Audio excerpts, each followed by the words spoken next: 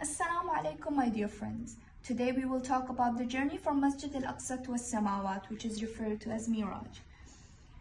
We reflect on the miraculous events of Al-Mi'raj, the ascension of Prophet Muhammad, peace be upon him, to the heavens. As Angel Jibreel accompanied the Prophet on this divine journey, they arrived at the gate of the first heaven.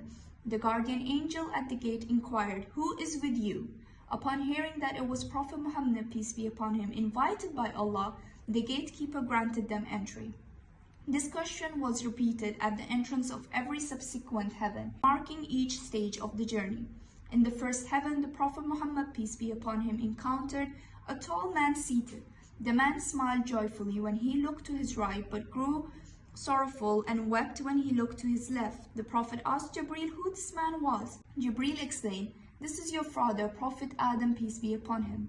He smiles when he sees souls of his righteous descendants on his right, and weeps for the soul of his sinful descendants on his left." As the journey continued, the Prophet met other prophets at each level of heaven. In the second heaven, he met Prophet Yahya and Prophet Isa alayhi salam, and in the third heaven, he encountered Prophet Yusuf, peace be upon him. In the fourth, he met Prophet Idris, peace be upon him, and in the fifth, he encountered Prophet Harun, peace be upon him. On the sixth level, the Prophet met Prophet Musa, peace be upon him. Finally, in the seventh heaven, he saw a celestial house known as Bayt al-Ma'mur, which is directly above the Kaaba on earth. By the gate of this sacred house sat an old man who bore a striking resemblance to the Prophet Muhammad, peace be upon him. And the Prophet inquired about him.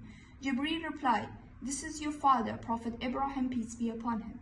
From there they reached Sidrat al-Muntaha, the loot tree of the utmost boundary, a place of immense beauty and significance. At this point, a carpet appeared to escort the Prophet Muhammad, peace be upon him, further. When the Prophet asked Jibreel if he would accompany him, Jibreel replied, "I cannot. If I were to cross this point, I would be consumed by its intensity." Thus the Prophet Muhammad proceeded alone to meet Allah, an honor bestowed upon no other prophet. During this divine meeting, Allah gifted the Prophet with 3 blessings for this ummah, which means community. 50 daily prayers, later reduced to 5, while retaining the reward of 50. The last 2 verses of Surah Al-Baqarah, verses filled with mercy and guidance. The forgiveness of major sins for the ummah, except for those who associate partners with Allah. This sacred journey highlights the unique status of Prophet Muhammad, peace be upon him, as the seal of the prophets, and the immense mercy of Allah for his creation. Stay tuned for the next part, where we will talk about what happens when he returns to Makkah and how the people respond to his story.